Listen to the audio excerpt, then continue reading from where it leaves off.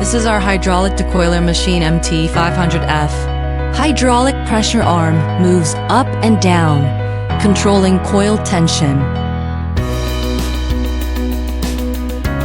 Coil shaft can tighten or loosen to secure coils with different core sizes, and rotate forward or backward to control coil feeding direction or assist loading.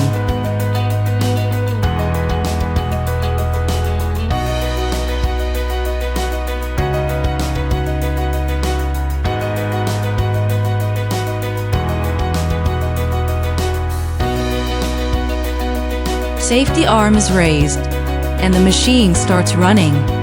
Safety arm is lowered, touching the switch, and the machine stops immediately. Ensures operator protection, preventing accidents and material damage.